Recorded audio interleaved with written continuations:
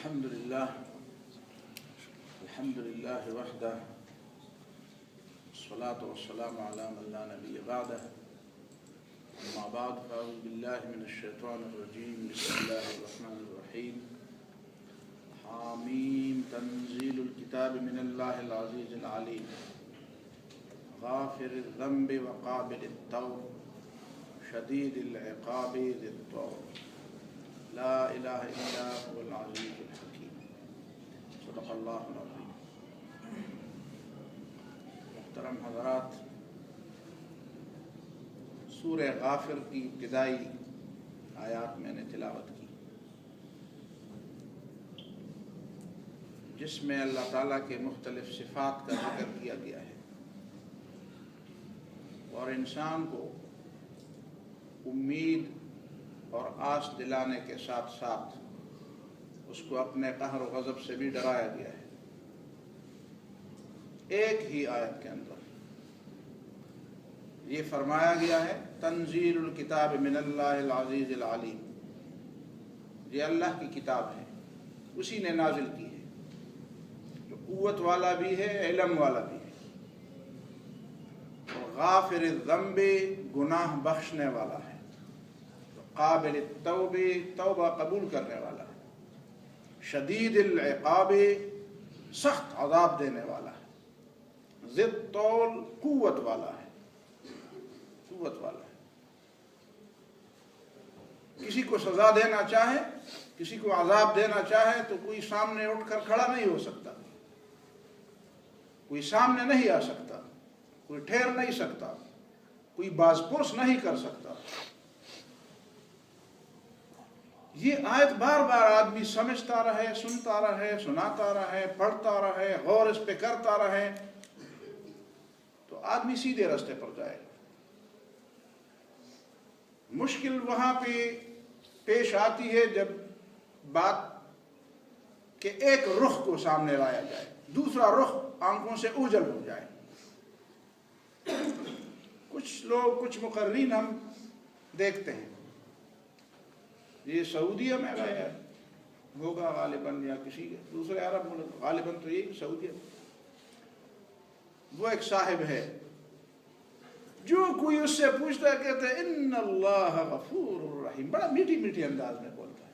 ایک شخص اس سے پوچھتا ہے سود کھاؤں تو پھر معافی ملے، کہتے ہیں لا تقنطوا من رحمت اللہ ان اللہ یغفر الذنوب جمیعا انہ هو الغفور الرحیم۔ یتیم کا مال کھاؤں، گناہ کروں، نماز چھوڑوں، ظلم کروں، پھر کیا ہوگا؟ وَأَنِيبُوا إِلَىٰ رَبِّكُمْ وَأَسْلِمُوا لَهُ، بس توبہ کرو۔ اور اللہ بلکہ توبہ بھی کبھی وہ بات کی دوسری تقریر میں پھر توبے کا بھی ذکر کرتا ہے، لیکن عام طور پر یہ بتاتے ہیں نہیں اللہ تعالیٰ مہربان ہے، بہت مہربان ہے۔ اور ایک جھوٹی حدیث بھی گڑھ لی ہے، وہ جھوٹی حدیث یہ گڑھ لی ہے کہ اللہ تعالیٰ نے جب فرعون کو غرق کیا اور اس نے کلمہ پڑھنا چاہا تو جبریل علیہ السلام نے اس کے منہ میں مٹی ڈال دی۔ یہ مٹی ڈالنے والی روایت تو ہے، لیکن وہ دوسری بات کرتا ہے، وہ دوسری بات اس پہ اضافہ کرتا ہے کہ جبریل اس نے تجھے بلایا اور تجھے دہائی دی، تجھے پکارا، مجھے پکارتا تو میری ذات کی قسم میں اس کو معاف کر دیتا۔ تو آپ کیا بتانا چاہتے ہیں لوگوں کو کہ نعوذ باللہ جبریل علیہ السلام سے اللہ تعالیٰ مجبور ہوئے کہ چلو جبریل معاف نہیں کرتا تو میں بھی معاف نہیں کروں گا، بغیر جبریل کی مرضی کے اللہ تعالیٰ خود معاف نہیں کرتا۔ تو قرآن نے فرمایا الآن وقد عصیت قبل وکنت من المفسدین، اب جب تمہارے پاس مہلت عمل ہی ختم ہو گئی، موقع ہی نہیں رہا، اب تم نیک بن رہے ہو۔ کیسے نیک بن رہے ہو؟ جب تمہارے پاس وقت تھا تو اس وقت تو تم برے تھے، تم نے اپنی مرضی کے مطابق جو برائی کرنی چاہیے اس میں تم اپنے آپ کو آزاد سمجھا۔ اب جب تمہاری مہلت عمل ختم ہو رہی ہے تو سمجھ رہے ہو کہ میں نیک بن رہا ہوں، اور اب جب تم نے دیکھ لیا، غرغرے کے وقت توبہ کیوں قبول نہیں ہوتی؟ اسی لیے نہیں ہوتی کہ وہاں پہ آدمی دیکھ رہا ہے، دیکھ رہا ہے. وَلَوْ تَرَىٰ إِذْ يَتَوَفَّى الْمَلَائِكَةُ وَلَوْ تَرَىٰ إِذْ يَتَوَفَّى الَّذِينَ كَفَرُوا الْمَلَائِكَةُ يَضْرِبُونَ وُجُوهَهُمْ وَأَدْبَارَهُم. جب فرشتے اس کی روح قبض کر رہے ہیں، جو بدمعاش ہوتا ہے، جو بے دین ہوتا ہے، جو فاجر ہوتا ہے، جو اللہ کا دشمن ہوتا ہے، تو اس حالت میں نہیں قبض کرتے. يَضْرِبُونَ وُجُوهَهُمْ وَأَدْبَارَهُم. ان پر تپڑ برساتے ہیں، ان پر کوڑے برساتے ہیں، اور اسی حالت میں ان کی روح نکل جاتی ہے. اور مومنوں کے لیے تو یہی شان ہے کہ فرشتے ان کے کہتے ہیں سلام علیکم، سلام علیکم بما صبرتم، سلام علیکم طبتم، تمہارے اوپر سلامتی ہو. اور اللہ تعالیٰ کی طرف جاؤ، الی روح و ریحان الی رب غیر غضبان، تو وہ خوش ہوتے ہیں. تو یہ نہیں ہونی چاہیے کہ آپ صرف توبے کے بارے میں بتائیں، اور توبے کے بارے میں بھی نہیں بتاتے. بھائی توبے کے بارے میں بتایا جاتا تو پھر تو بھی بات ہوتی. کہتے نہیں نہیں معاف کرنے والا ہے، بس معاف کرے گا. اللہ تعالیٰ نعمتیں بھی دیتا ہے، نقمتیں بھی دیتا ہے. نعمتیں بھی دیتا ہے، سزا بھی دیتا ہے. لوگ کہتے ہیں اس طرح کی باتیں جب جہاں پہ ہو تو کہتے ہیں یار یہاں پہ متضاد صفات جمع ہوئے ہیں. جب کسی شخصیت کے بارے میں کہتے ہیں یار متضاد صفات والا، یہ متضاد صفات کیا ہوتی ہے؟ متضاد، آپ اس کے بارے میں یہ کیوں نہیں کہتے کہ عدل کا جو تقاضا ہے، اعتدال کا جو تقاضا ہے وہی پورا ہوتا ہے وہاں پہ؟ یہ متضاد صفات نہیں ہے کہ میں گناہگار کو سزا دوں اور جو اچھا کام کرے اسے انعام دوں. یہ جزا کا سزا کا تصور یہ تضاد نہیں ہے. ایک شخصیت میں یہ دونوں باتیں جمع ہو جائیں کہ وہ اچھائی کا بدلہ اچھائی سے دے، احسان کا بدلہ احسان سے دے، اور برائی کا بدلہ سزا سے دے. یہ تضاد نہیں ہے، یہ تو عدل کا تقاضا ہے. تو اللہ تعالیٰ خود سب سے زیادہ عدل کے تقاضوں کو پورے کرنے والا ہے. اس سے زیادہ، اس سے بڑھ کر عدل کا تقاضا اور کیا ہوگا کہ ابلیس کو بھی اس وقت تک جنت میں رہنے دیا گیا جب تک اس نے براہ راست برائی نہیں کی تھی اور عملی طور پر اس کا اظہار نہیں کیا تھا. کہ اللہ تعالیٰ کو علم نہیں تھا کہ ابلیس اس طرح برائی کرے گا. اللہ تعالیٰ نے اس کو جنت میں رکھا جب تک اس کی خباثت، جو اللہ تعالیٰ کو معلوم تھی کہ اس کے دل کے اندر جو خباثت ہے، جو گندگی ہے، وہ گندگی جب اس کی زبان پر نہیں آئی، جب اس نے عملاً سجدے سے انکار نہیں کیا، تب تک تو اللہ تعالیٰ نے اس کو جنت میں رکھا. یہ نہیں بتایا کہ مجھے پتہ ہے کہ تم اس طرح کے اس قماش کے آدمی ہو. اس سے بڑھ کر عادل کیا ہے؟ پھر اللہ تعالیٰ جب نعمتیں لینے پر آتا ہے تو کیوں آتا ہے؟ اس لیے کہ لوگ سمجھتے ہیں اور لوگ اپنے عمل سے یہ ثابت کرتے ہیں کہ ہم اس نعمت کے حقدار نہیں. ان اللہ لا یغیر ما بقوم حتی یغیروا ما بانفسهم. نعمت دینی اللہ تعالیٰ بغیر کسی وجہ کے نعمت دے دیتے ہیں، بغیر کسی سوال کے. یہ جتنی بڑی نعمتیں ہمیں اور آپ کو ملی ہوئی ہے، یہ ہم نے کوئی پوچھا اللہ تعالیٰ سے، سوال کیا ہے؟ یہ عقل و فہم کی نعمت، یہ جسم جان کی نعمت، اور یہ جتنی بھی نعمتیں جسمانی اور بدنی اور اس دنیا کے اندر پھیلی ہوئی نعمتیں ہمیں ملی، ہمیں پتہ بھی نہیں ہے کون کون سی نعمت ہماری زندگی میں کار فرما ہے، اور اس سے ہمیں کیا کیا فوائد مل رہے ہیں. یہ ہم نے اللہ سے مانگے نہیں تھے، بس اللہ تعالیٰ نے بن مانگے وہاں میں دے دیے. لیکن پھر ان نعمتوں کو باقی رکھنے کے لیے ہمیں کیا کرنا چاہیے؟ یہ ثابت کرنا چاہیے کہ ہم واقعی اس نعمت کے حقدار تھے. اگر ہم اپنے عمل سے ثابت کریں گے کہ ہم اس نعمت کے حقدار نہیں تھے تو پھر اللہ تعالیٰ نعمتیں چھیننے میں بھی دیر نہیں کرتا.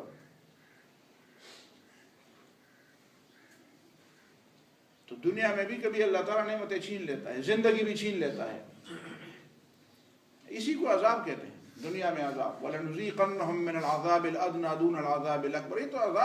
یہ تو عذاب کی معمولی قسم ہے.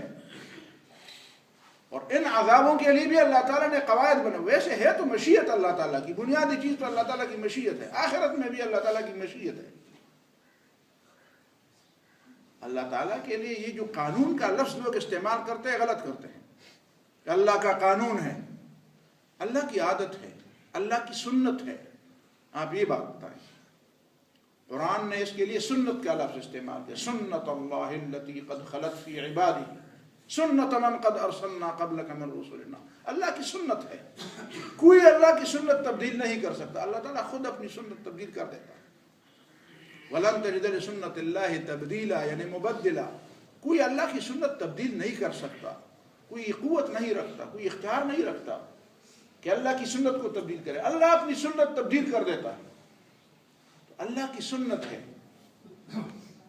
مکے والوں کے بارے میں قرآن نے فرمایا وَمَا كَانَ اللَّهُ مُعَذِّبَهُمْ وَأَنْتَ فِيهِمْ وَمَا كَانَ اللَّهُ مُعَذِّبَهُمْ وَهُمْ يَسْتَغْفِرُونَ۔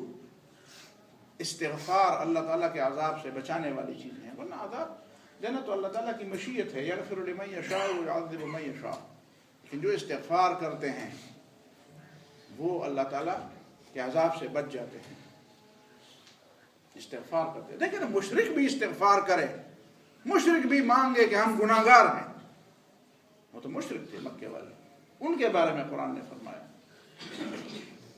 وَهُمْ يَسْتَغْفِرُونَ، اگر وہ استغفار کرتے رہے، وہ اپنے گناہوں کا اعتراف کرتے رہے، مانگتے رہے معافی، تو پھر ہم سزا نہیں دیں گے۔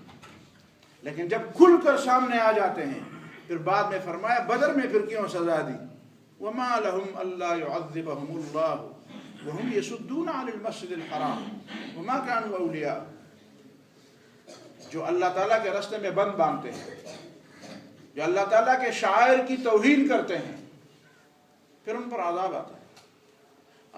آپ حیران ہو جائیں گے، یہ آج کل حرم مکہ میں کچھ عجیب سی چیزیں آ گئی ہے، ٹڈی قسم کی چیزیں آ گئی ہیں، پورے مکہ کو اس نے اپنے لپیٹ میں لے لیا ہے، ہر جگہ پہ، ہر دیوار پہ، ہر فرش پہ، لوگوں کے کپڑوں کے اوپر، آپ دیکھیں ویڈیوز۔ کچھ لوگ اس کے بارے میں عجیب عجیب تعبیریں کرتے ہیں، یہ کیا بات ہے، کسی نے بھیجی ہے؟ بھائی اللہ تعالیٰ کی طرف سے تنبیہات ہیں، بڑی بڑی تنبیہات ہیں۔ پوری یورپی دنیا کہہ رہی ہے کہ دنیا کی انتہائی مقدس مسجد کے ارد گرد یہ کیا ہو رہا ہے، اس کی بنیاد میں بات کیا ہے، کون یہ کرا رہا ہے، کیسے ہو رہا ہے؟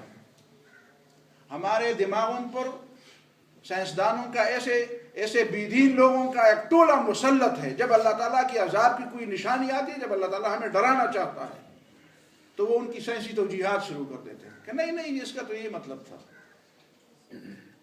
یہ ان عذابوں کے لیے بھی توجیحات کریں گے جو سعودیوں پر اور عادیوں پر آتے، صالح علیہ السلام اور شعیب علیہ السلام اور ہود علیہ السلام کے قوم پر جو عذاب آئے تھے، ان کے لیے بھی توجیحات کرتے ہیں۔ آپ کو اپنے غلام پرویز کا پتہ ہے، وہ کہتے ہیں یہ جو فرعون جس سمندر میں غرق ہوا نا، یہ جوار باٹے کا کھیل تھا، یہ سمندر کا اتار چڑھاؤ تھا، مد و جزر تھا، ایک کیفیت میں سمندر بالکل خاموش تھا تو اس میں گزر گئے، دوسرے میں اس میں طوفان آ گیا تو غرق ہو گئے۔ یہ کیسے ہو سکتا ہے کہ ایک عقیدے والے، ایک خاص قسم کا عقیدہ رکھنے والے لوگوں میں سے ایک بھی نہیں بچا، اور ایک دوسرا خاص عقیدہ رکھنے والے لوگوں میں سے ایک بھی نہیں زندہ رہا، ایک بھی نہیں برباد ہوا، ایک بھی نہیں اس میں نہیں ڈوبا۔ موسیٰ علیہ السلام اور ان کا جو عقیدہ تھا، ان کی قوم کا جو عقیدہ تھا، ان کے ساتھیوں میں سے ایک بھی غرق نہیں ہوا، اور فرعون کے ساتھیوں میں سے ایک بھی نہیں بچا۔ تو یہ پھر کیسے ہوا؟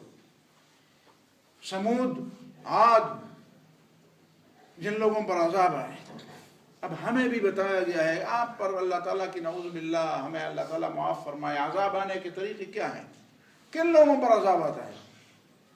احادیث اور قرآن کا مطالعہ کریں، ان لوگوں پر عذاب آتا ہے جو امر بالمعروف اور نہی عن المنکر نہیں کرتے، جو دیکھتے ہیں کہ منکرات ہو رہے ہیں کہ اور چپ بیٹھے ہوئے، گونگے شیطان بنے ہوئے ہیں، کہتے ہیں یار مجھے اس سے کیا ہے۔ وَاتَّقُوا فِتْنَةً لَا تُصِيبَنَّ الَّذِينَ ظَلَمُوا مِنْكُمْ خَاصَّةً إِنَّ النَّاسَ إِذَا رَأَوُا الظَّالِمَ وَلَمْ يَأْخُذُوا عَلَى يَدَيْهِ، جب لوگ دیکھتے ہیں کہ ظلم ہو رہا ہے اور وہ ان کا ہاتھ نہیں پکڑتے، اوشک اللہ ان یعمہم بعقاب منہ، قریب ہے کہ اللہ تعالیٰ عام عذاب بھیجے، ایک عام عذاب بھیجے۔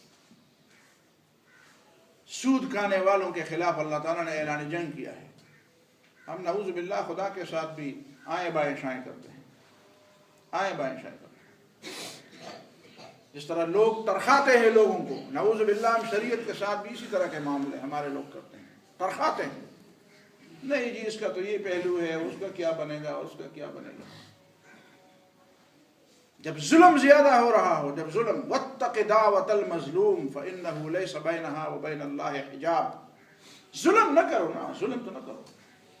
ظلم جانتے ہو، وعدہ خلافی بہت بڑا ظلم ہے، شرک بہت بڑا ظلم ہے، ایمان لانے کے بعد پھر بے ایمانی کی باتیں کرنا بہت بڑا ظلم ہے۔